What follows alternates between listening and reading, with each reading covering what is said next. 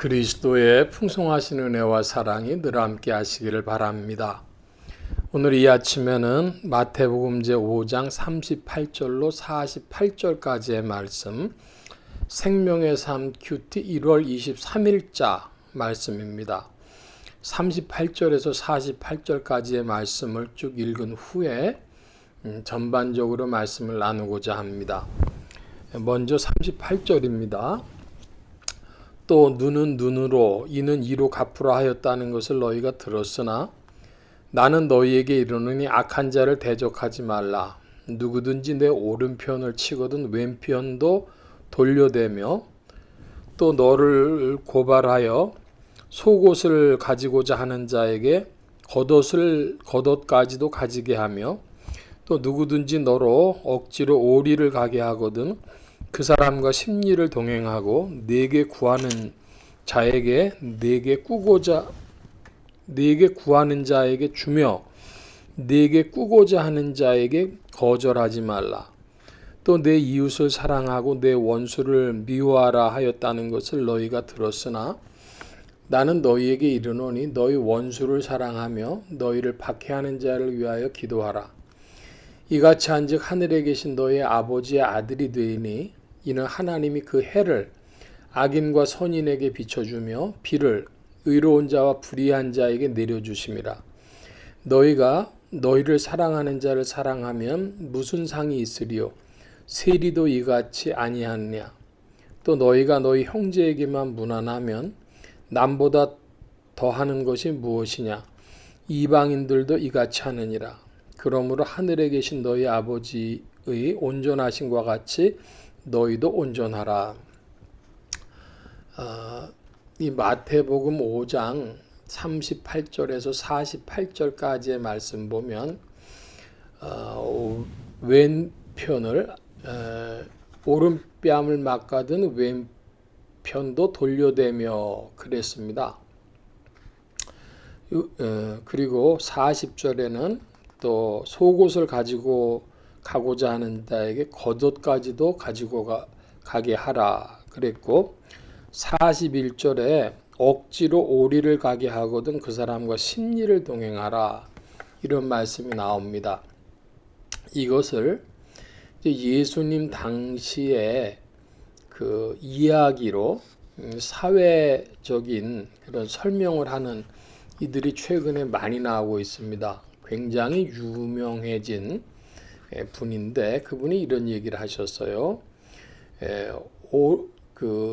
우리나라 유명한 그 대학교 신학부의 교수님이신 줄 아는데 오른뺨 치려면은 왼뺨도 돌려대라 그랬을 때 그 당시 사람들의 오른손 왼손을 이야기를 하면서 그 오른뺨을 왼손으로 쳤다는 것이죠. 근데 왼뺨을 돌려대면은 오른손으로 쳐야 되기 때문에 그것이 일종의 저항의 표시였고 또 속옷을 가지고 가는 자에게 겉옷까지도 주고 그 벌거벗은 모습으로 가면 그 옷 가지고 간 사람이 욕을 먹는다는 것이죠. 또 그리고 억지로 오리를 가게 하거든 심리를 동행하라 그 말을 로마의 군인들이 사람들을 징벌해서 짐을 가지게 가게 할 수가 있었기 때문에 심리를 가게 되면 그 로마 군병이 벌을 받게 되어지는 내용을 하면서 그런 그 사람들의 인권을 주장하는 그런 이야기로 해석을 들었습니다. 그게 요즘에 꽤 유행을 하는 모양이에요. 그분이 그런 강의를 하시고 또 그걸 들은 분들이 많이 이야기를 해서 그런 것 같은데 근데 문제는 뭐냐 그러면은 구하는 자에게 주고 꾸고자 하는 자에게 거절하지 말라.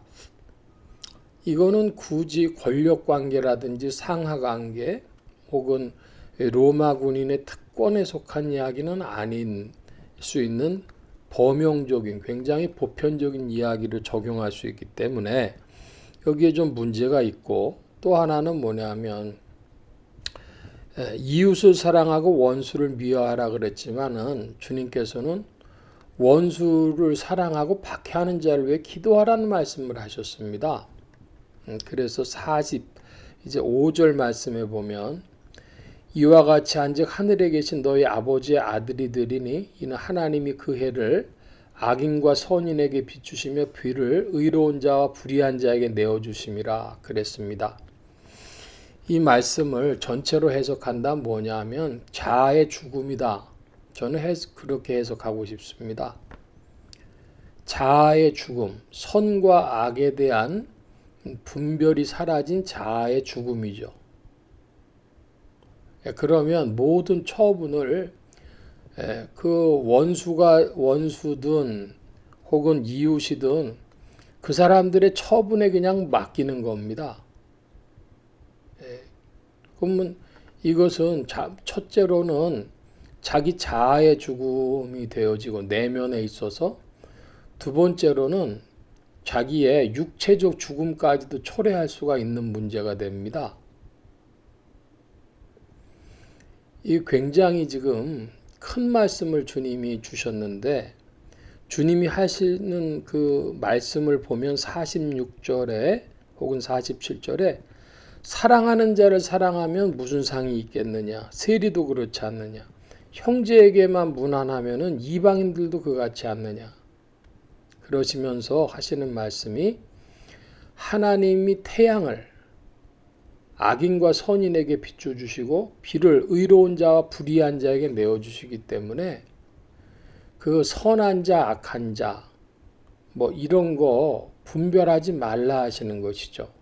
태양이 뜨면 선인과 악인에게 비추고 비가 내리면 의로운 자와 불의한 자에게 비춰주기 때문에 내 안에 가지고 있었던 어떤 분별하는 마음, 이름을 붙이자면 분별심, 그런 것이 없어지는데, 그런 마음이 없어지는 것은 자아의 죽음을 경험한 후에야 없어지게 되겠죠. 매우 지금 저는 영성적인 말씀을 드리는 것입니다. 사람들이 그 사회적인 접근을 하고 상황적인 이해를 하는데, 이 말씀 전체 맥락에서는 그것보다 더 큰 것, 더 깊은 것이 있다. 그리고 지금까지 그런 해석들을 해온 것이 성경 말씀과 불합하는 것이 아니다. 이런 말씀을 드립니다. 그래서 48절에 하늘에 계신 너희 아버지의 온전하심과 같이 너희도 온전하라. 하나님의 사랑이 악인과 선인에게, 의로운 자와 불의한 자에게 햇빛과 비를 내려주시는 것처럼, 그 온전하심처럼 우리도 그와 같아야 된다. 그러니까 하나님 믿는 사람은 다른 사람들 포용할 능력이 커져야 되는데, 그것이 사회적으로 질문하면은 굉장히 위태로운, 자기가 죽을 수도 있는 일이 됩니다. 그러니까 하나님이 지켜봐 주시지 않으면 불가능한 이야기.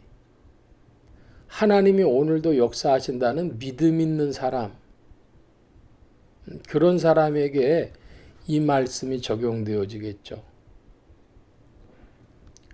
하나님의 살아계심과 역사하심을 믿는 믿음, 그리고 다른 사람들을 그 비판하거나 분별하지 않는 그런, 이걸 무분별이라고 한다면, 이 무분별은 자아의 죽음을 가진 자 속에서 이루어지는데, 세계 교회사를 쭉 보면 흔히 말하는 영성가들 혹은 수도사들, 이런 분들한테 여러 가지 그런 자료들이 나오는 것을 봅니다. 그래서 그런 이야기를 오늘의 신앙인들은 큰 관심이 없으니까 접어두고, 중요한 것은 자아의 죽음이 무엇인가 하는 그런 질문을 해야 한다. 이런 말씀을 드립니다. 주님께서 우리에게 하나님의 온전하심처럼 너희도 온전하라. 그래서 선인과 악인을 다 품는 것처럼 햇빛과 비가 그렇게 내리고 비추는 것처럼 너희도 그러할 수 있겠는가 할 때에 성령이 우리의 마음속에서 작동하지 아니하시면 할 수 없는 일이죠. 성령 안에서 우리의 자아가 다루어지는 분복이 여러분들 속에 더욱 있기를 축원합니다. 오늘 말씀 여기까지 봅니다. 기도합니다.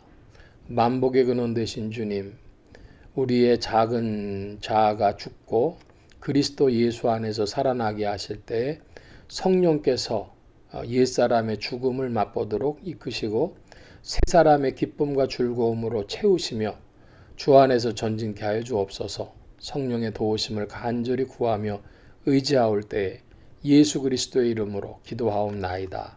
아멘.